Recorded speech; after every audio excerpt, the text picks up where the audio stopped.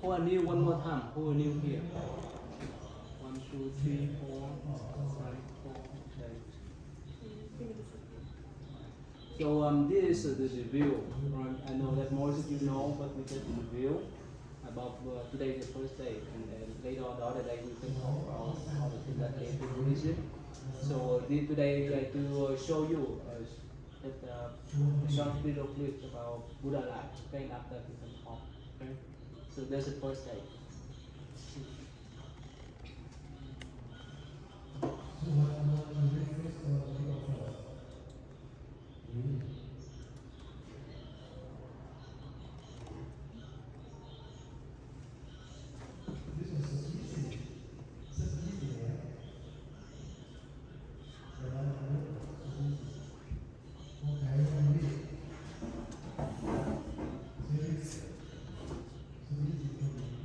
So at home, who used to go to the local temple at home? Okay, yeah. You go to An Lạc temple, right? Okay. Alright. Most of the time, Siko show you the Vietnamese clip, right? Some English, huh? Huh? What's that? I don't go to An temple. Anymore? No, I go to different. Okay. Alright. So let me share with you this. Just review, okay? I know some of you learn so many times, but we just review today, especially for the new one. Paul is today. A figure emerged more than 2,500 years ago. One who would defy conventional understanding of wealth, power, and happiness. His name was Siddhartha Gautama, but he became known throughout the world by the name of Buddha. His tale starts when the nobleman Suddhodana, king of the Shakya clan, and his wife were attempting to have a male heir to succeed him, but were encountering obstacles. In a dream, Queen Maya was visited by a large white elephant with 6 ivories. The kingdom's priests indicated that this was a very hopeful sign that the sovereign was finally pregnant, and that her son was destined to be a powerful leader. The queen gave birth to her son during a journey to the beautiful Lumbini garden, where she held on to the branches of a beautiful tree and brought her son into the world. The infant was extremely beautiful, and a glowing aura seemed to surround him, proving that he was certainly a special child. A wise sage known as a Sita was summoned to meet the baby, and he burst into tears when he saw the child. When he was asked to explain why he was weeping, he said that it was because the prince was meant to attain the true liberation that the sage had been seeking all his life. However, the guru would be dead by the time Siddhartha reached his destiny, and so he would not have the opportunity to find the answers he had been looking for. Asita also explained to the king that the child would not be the heir he so desired to take his place on the throne when his time came. He would leave the palace in search of the truth. The small prince Siddhartha Gautama was raised entirely away from the outside world, as his father feared that the call of destiny would take his son away from his kingdom. When Siddhartha Gautama came of age, he was offered several young princesses to choose as his wife. He decided on Yasodhara, who was known for her beauty and virtue. The king gifted the couple 3 magnificent palaces, one perfect for the summer, another ready for the rainy monsoon season, and a winter palace. They were known as the palaces of the 3 pleasures, where the couple had all the material goods they needed for a joyful life. The couple were blessed with the birth of a healthy child named Rahula, and the king was overjoyed as his succession seemed assured. The king finally allowed his son to step outside the walls of his palace to see the kingdom that he would rule in the future. But the prince's route was carefully selected so that he would not encounter the world's misery.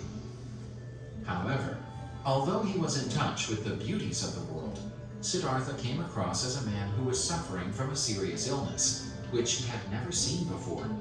It pained him to think that people dear to him could also be subject to such ailments. He had never come across old people either, so elderly that almost all of their strength had deserted them.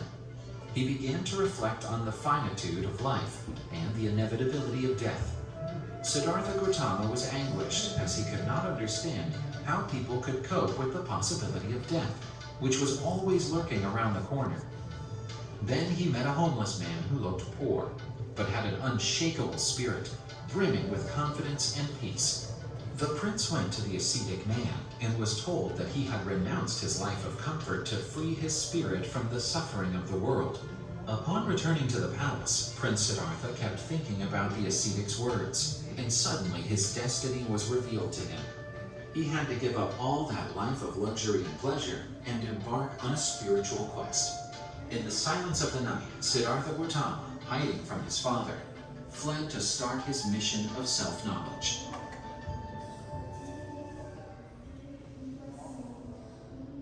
Prince Siddhartha Gautama had abandoned his luxurious way of life and started his journey of self-knowledge. His first step was to get rid of all the items that bound him to royalty. He shaved off his beautiful long hair, which he cherished so much, but which was nothing more than a symbol of vanity. Siddhartha also traded in his silk robes for simple garments, just like those of the people who lived in the forest. He was now alone, away from all the adulation of his wealthy court. Siddhartha Gautama had relinquished everything that bound him to his old way of life and set out across the world looking for those who could help him achieve his goal. Siddhartha Gautama learned the art of meditation from the master Alara Kalama and perfected the technique of the realm of nothingness, where the Buddha's mind could detach itself from material awareness and perceive only the infinite. However, even though he considered this lesson valuable, Siddhartha still thought it was not the answer he was looking for to find enlightenment. He then began to meditate with the master Udaka Ramaputta, who taught him new meditation techniques that improved his self-reflection. The young Gautama appreciated the lessons, but noted that, whilst useful, they were not enough. Siddhartha Gautama then set off for the king of Magadha, where ascetics gathered to practice together. Like Siddhartha, they had renounced the comforts of life and lived simply. When they observed the newcomer's commitment and the way he gave himself to his daily practices, the ascetics were certain that Siddhartha Gautama was the one to find enlightenment. Along with the ascetics, Siddhartha learned to transcend the suffering that his body felt due to pain and hunger. He came to fully master his body and senses, and nothing could disturb him. He hardly ate anything anymore, and so he became thinner and weaker. This period of Buddha's life became known as the 6-year fast. But Siddhartha noticed that his weakness was doing him more harm than good. It was keeping him from the path of wholeness, as even his reasoning was hampered. He would put an end to his fast by accepting an offering from a peasant woman. As a result, he was despised by the ascetics who thought he had given up on following the path they deemed righteous.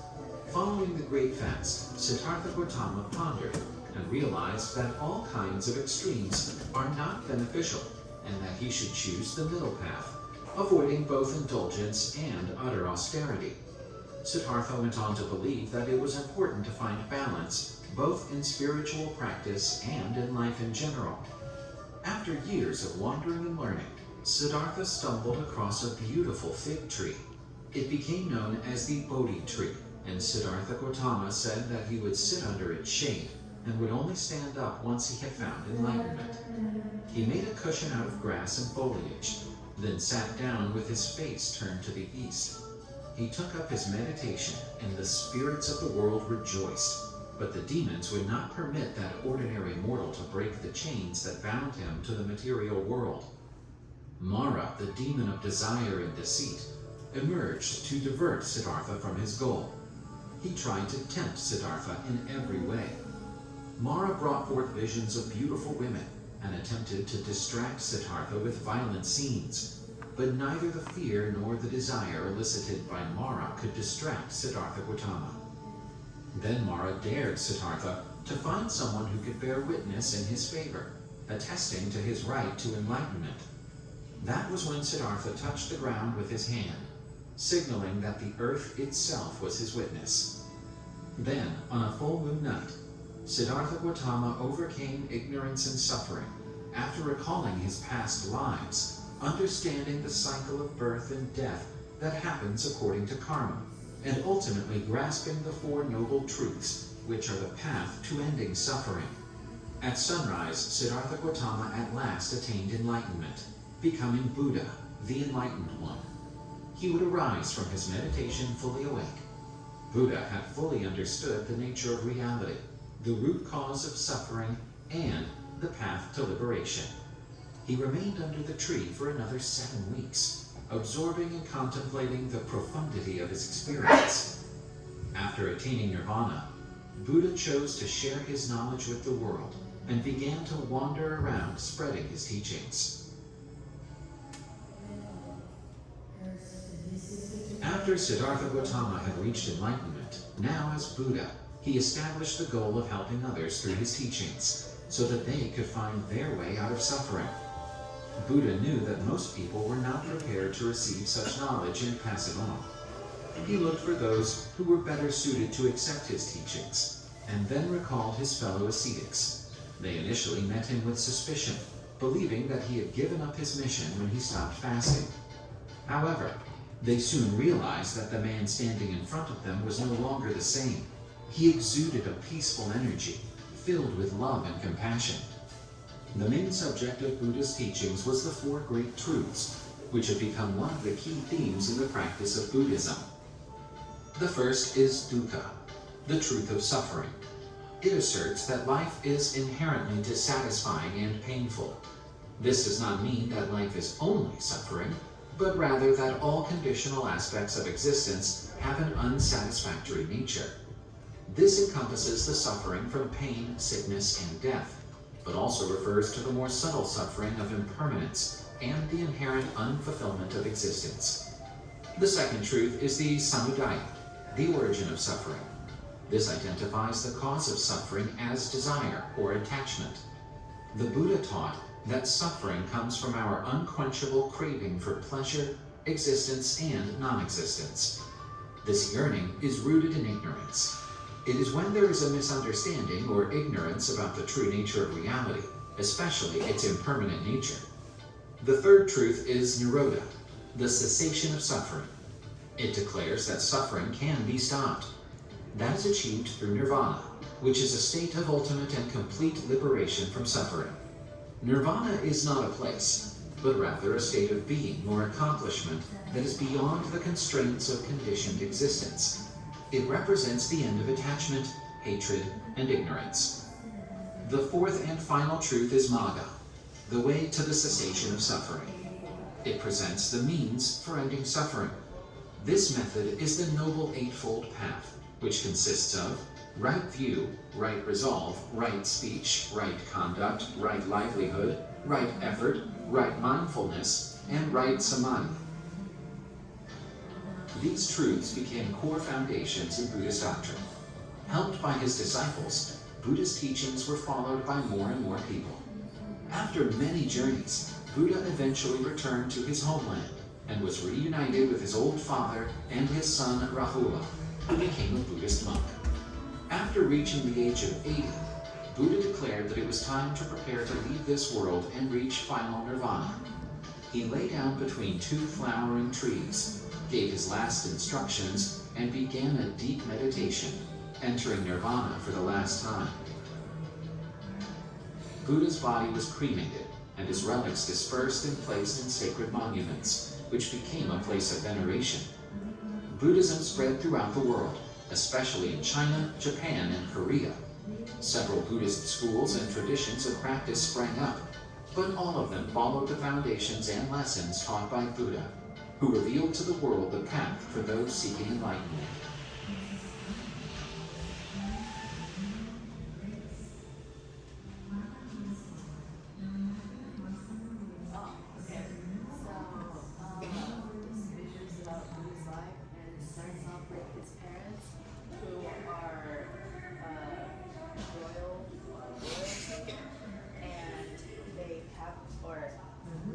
His mom gives birth to him on the way to like a garden.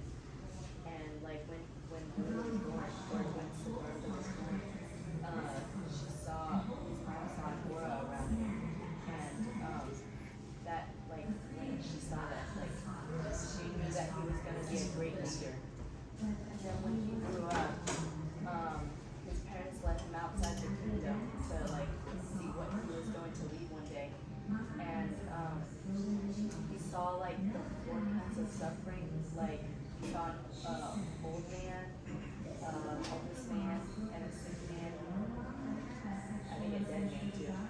And he saw that, like, was like, wow, like there's all this suffering in the world. Like I can't imagine like all this because he's never seen it before. And when he went back, he was trying to find a way to end all this suffering. And so he tried to fast, but he realized that like being a prince meant he had all this luxury and that it wasn't good for him. So he decided to fast to try to put himself in a position that other people had to go through every day.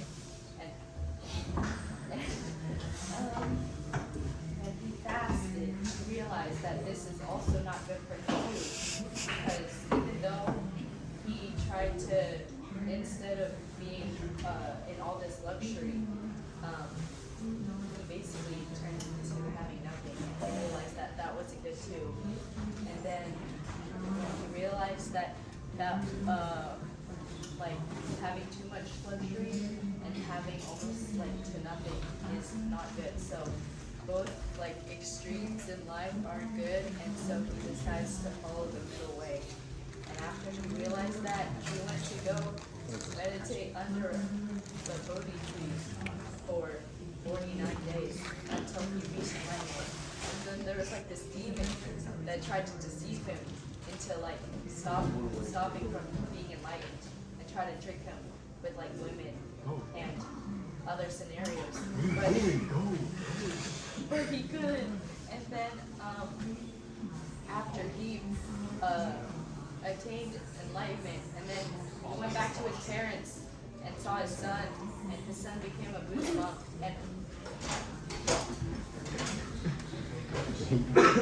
And then after like passing his teachings around, and then after passing his teachings around, he laid down to rest at the age of 18, and then he attained nirvana. That's his life. Good. Thank you. Give him a big clap, please. Come here. Come here. No. Drop your line down. Drop your backpack down. Bro, drop it in, bro. Face the wall. This guy. Right, go down. Right, face the wall. Turn around. Yeah, turn around. Okay, everyone say welcome to them. Alright. So start with John. What's your name, John? Who are you, John? My name is John. I'm 16. From Houston. School? Where you come from? From Houston. Okay. Okay, you can find a seat and sit there with them. Go. Find a seat. Don't worry about that. Go. Sit. Right. Tom, your name Tom. My name is Tom. I'm 13 years old. From Houston. I go to I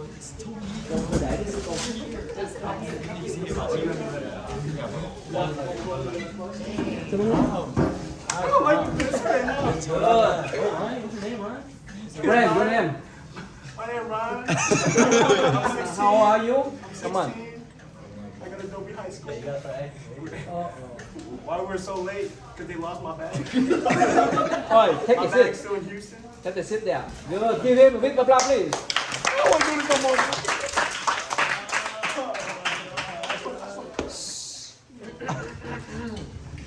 My name is James. I'm 15. I stay in Houston. You ready? I'm in 10th grade. Good. Welcome.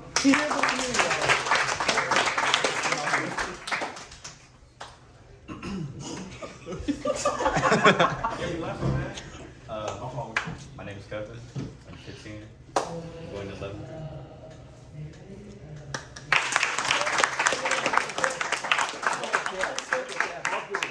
Alright, get the chair, please. Alright. Good. Let's have a seat, please. Okay, that's great then. Wow, you see that we have some friends from Houston, from California. Which students in here? Okay, you can sit there. And we have Brad Parker and Victoria from New York, And we have one more from California too. What's her name? What's her name, Mimi?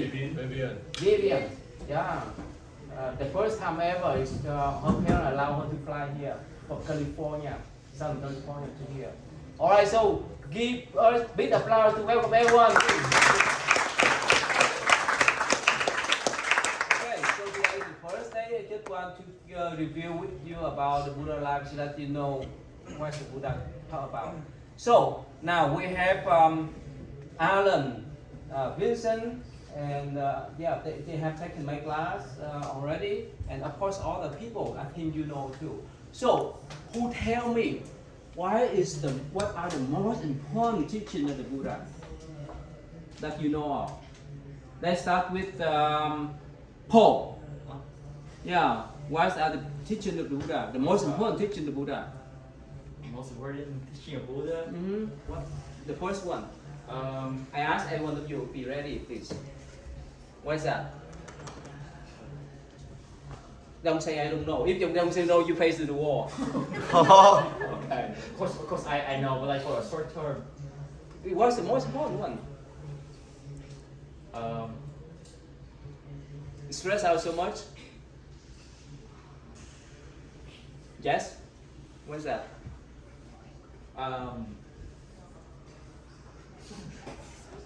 Cycle of life and death. Huh? Cycle of life and death. That's okay, good. Yeah, cycle but that you. Thank you. Give me a big.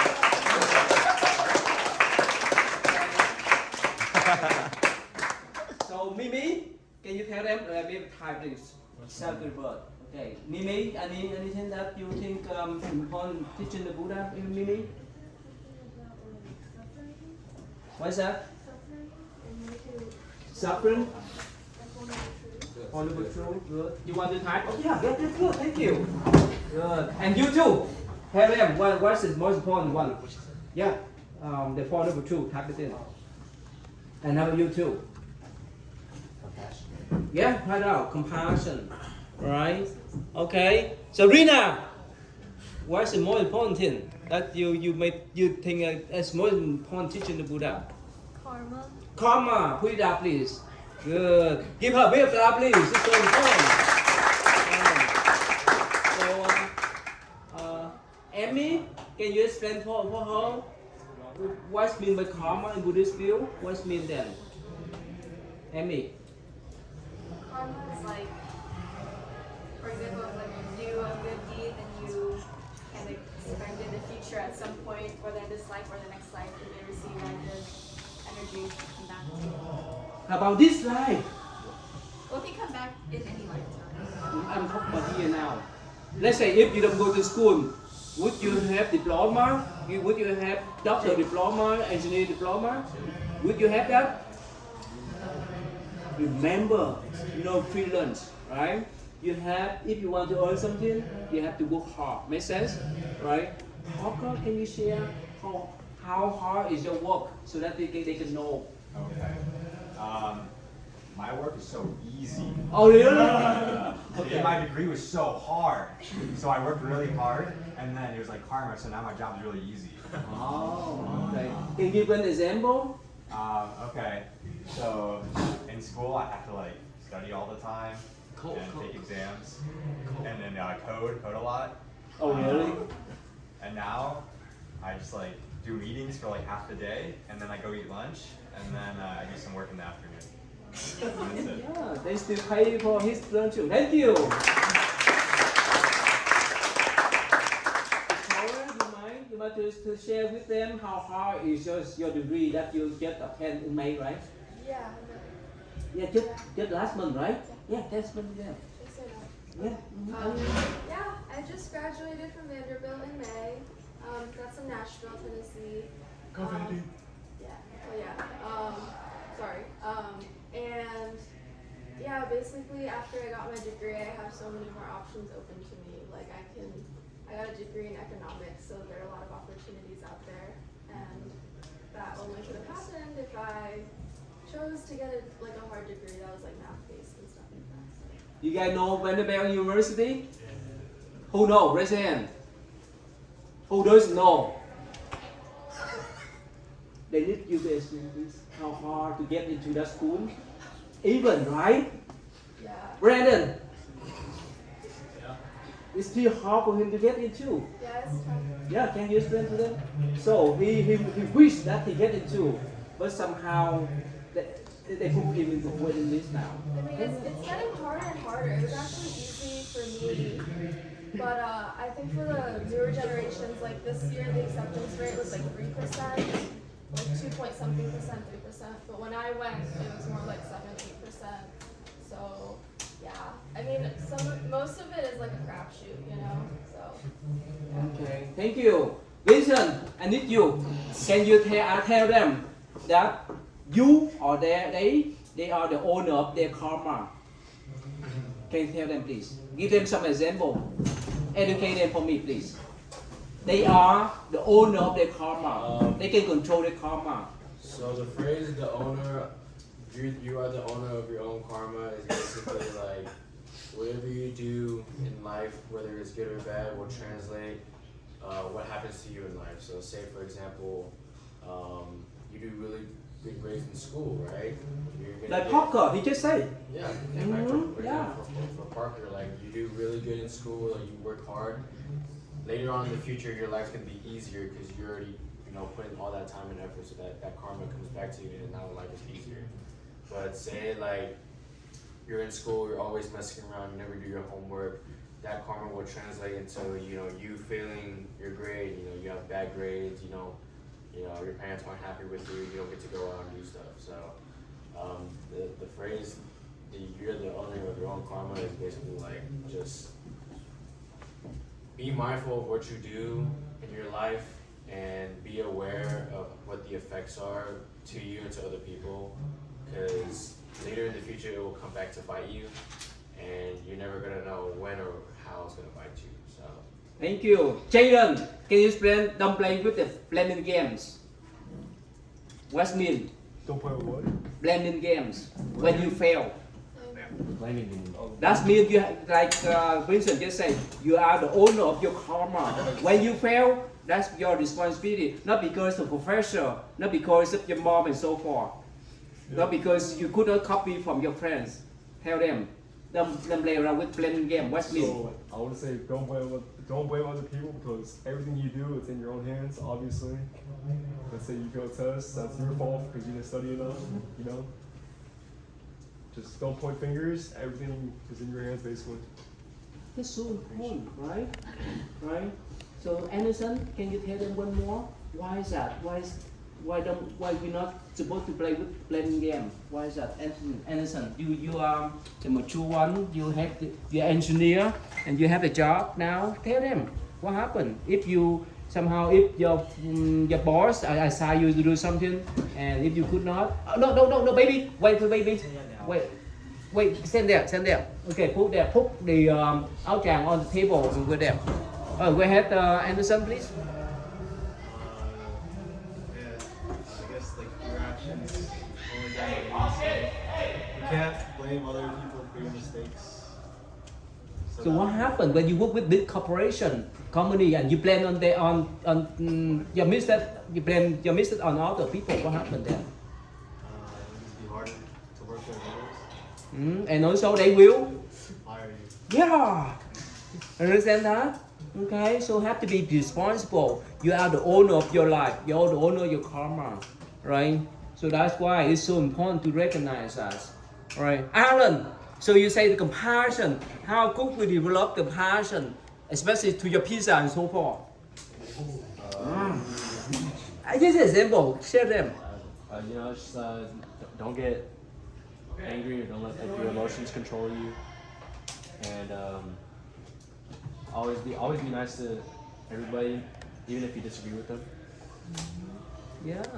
Anthony, you like to share what's mean by compassion toward your parents or whoever that you deal with, or your body sit nearby you? How could you share your compassion? Yeah. Anthony, share.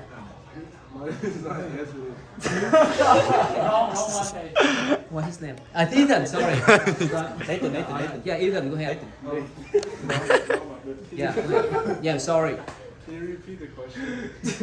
The question is, how could you share your compassion toward whoever you work with, whether your parents, whether your best buddy, whether your parent, whoever? How?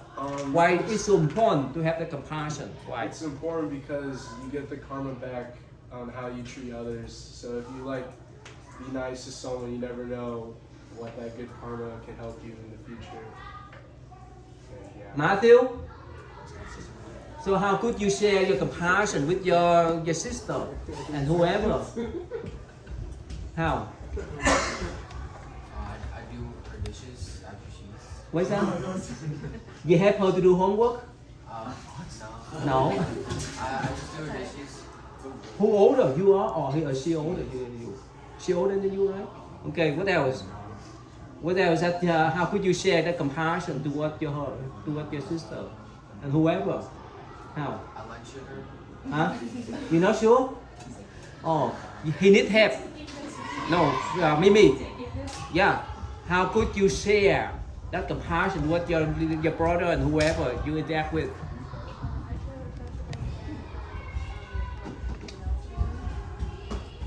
Okay. Okay. How about all the Mimi? How could you share your compassion with your big brother Paul? I try to not be mean to him most of the time. Okay. Well, okay. So that's a lot of things, right? There's a lot of things that we talk about. But one more thing before I know that the baby disturbed your concentration. I want to show you one of this. Come off your phone, bro.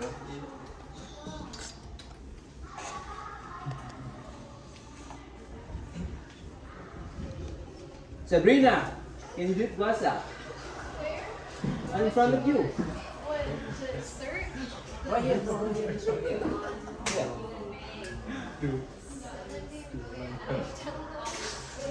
And this one here. What's that? Read this one here. What's that?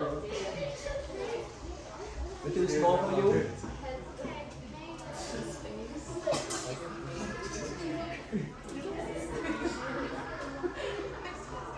Okay, can you see now? Go ahead, Sabrina. What's that? This one here. Right here, this one here. There's an article 2 months ago. Read it here. Its space with an estimated 195 million passing through, 2.8 million people subscribing that space, and the app has been downloaded 30 million times. Doctor, you know who has this? I've heard of it. You know that? Yeah.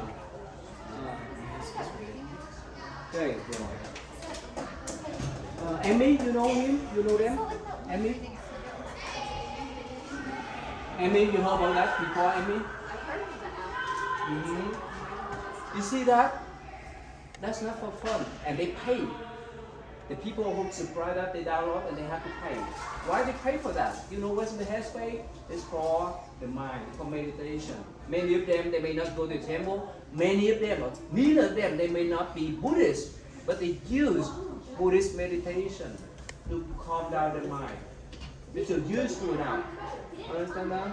So that's why it probably more people may think, yeah, we have fun to come here, and also sometimes, especially if you're younger, you come to the temple because the parents encourage you to do so. But now it's so prevalent, it's so popular. It's in the mainstream now, right? In the mainstream for Buddhist meditation. That's why after we're done with the prayer, we do kind of meditation, right? Who does some kind of prayer or meditation at home with by yourself? Oh, good. Ethan, can you share how?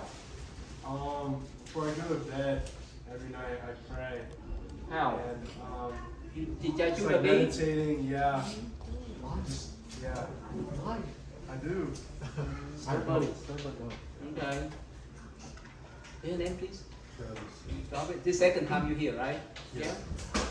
I mean, sometimes when there's like a big test coming up or something that I'm really passionate about or working towards, and I get stressed, I tend to meditate and just reflect on basically trusting my work and how much I studied and how much I care about it, and it'll pay off in the future. So That's when I meditate.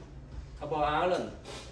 Yeah, I think last semester was pretty hard for me, so I meditated for like 15 minutes. By yourself? Yeah. Good. With your pizza? No. Okay. Anyone here? Amy, you do that? No. You do? Sometimes I'll meditate when I get stressed out about my exams. Sometimes sometimes you say, oh, I don't have time. Or sometimes you say, oh, it's not much important. But when you take a test, when you have important interview, right, job interview, when you have some important event in your life, right, without calm the mind, it's not easy for you to concentrate. Makes sense? It's not easy to get a job or whichever. That's why meditation is so important. That's why it's so helpful. Who think that that stress may harm your life? Stress may harm your brain. Raise your hand. Okay, let's do this exercise first before we go. From 0 to 10. 0 that means you have no stress at all. 10 this is a max for you, right? Let's start with what's your name? Travis? Huh? Daniel, what's your number? 0 that means 0 stress. 10 is the max there. I'd say right now, I'd say about 4. Okay, good. Daniel? So like 5. Yeah, like a 4. 6. 3. No, you, Matthew first, yeah. 6. 5. Like 5. 8. Johnson? Like a 2. Oh, really? Oh, that's good. 4. 4. 4. 8. Really? That high? 8. 3. 5. 3. Hey, look at this. Yo. 6? 10. Listen. Your stress level 0, that means none. 10 is max. What's your number? In what situation? Stress. Any situation. Yeah. Oh, like a 3. Okay. You got more. 6. Okay. Oh, about a 6. 3? 6. Oh, good. Amy? 2. Oh, wow, that's nice. John? I said 0. 0? Wow. You guys need to test him out, okay? Rồi. Brandon? Okay, good. That's nice. So remember, if you're above 5, take care of your mind. Alright, your mind is so important. Later on, even if you are billionaire or trillionaire, if your mind somehow you could not control your mentality, if you stress out so much, you won't have fun. Remember, how come you know the guy in Germany? He's billionaire, but he commits suicide. You know that? Maybe. Who knows? The one, the German one. He commits suicide even he's billionaire. Type it in. You got type it for me. Type it in. Alright. Billionaire commit suicide. Right here. You see that? You see that? Billionaire. Not talking you are. We don't have right. Not from a million, right? But billionaire there. I send that. Alright. So please don't put yourself in that kind of situation, right? That's why your mind, you have to have a healthy mind, okay? Beside healthy body, alright? Okay, let's do this. Please stand up. Alright, let's come together, everyone. Vincent, you want to say talk to them or you're free tonight? 2 minutes. Huh? 2 minutes. Alright, okay, everyone sit down and wait for him. Everyone sit down and listen to him.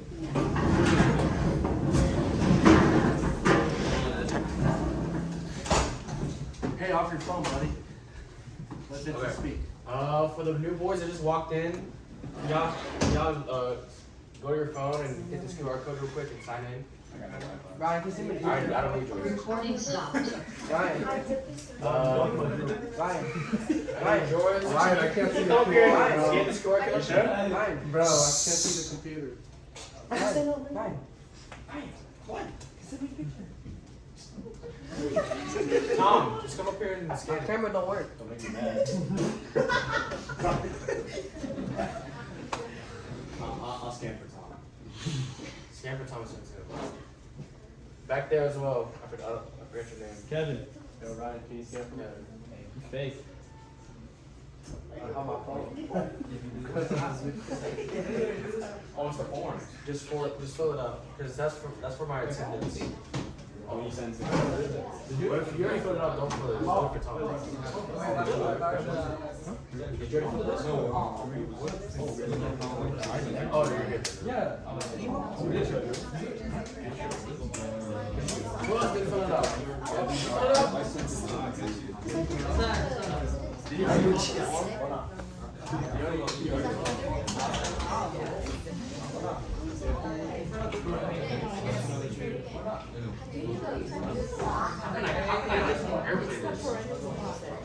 How did you do this? How did you do this?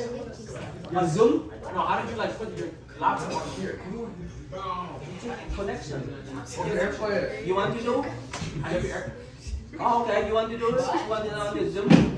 No, I'm The TV is like the whole monitor, bro. There's a computer behind it. Oh, you want to? You have to log in the Zoom. You want to do? No, I do Zoom. Yeah. I can do you. Want to do now? Nah, it's okay, it's okay. Okay, good. Okay. Next up, badminton. If you want to play in a badminton tournament, this is the QR code to do it. Shoot. Please find a partner. If you don't have a partner, ask for one. Hey, before you sign up, ask your partner that you want a partner if they're down to partner, okay? You know, partner. Scan the QR code. I need it now. It's legendary James Trainer. No, I'm already gonna do it. I'll be with you. Either way, we whoop each other. Either way, we're whooping y'all. This table, can y'all scan it? You need to tell ask them who's Can you also send it to Discord? Probably the baby downstairs. This is a QR code. Hey guys, whose phone is this? That's Vincent's. The baby downstairs. I guess so, right? Is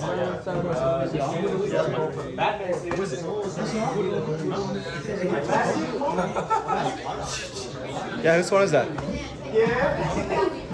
Does anybody know? Oh, okay. Okay, are we done over here? Everyone's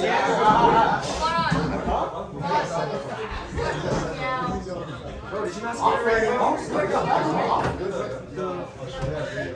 Who didn't scan yet?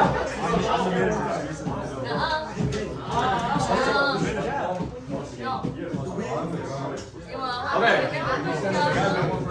Right here. Not scan it already?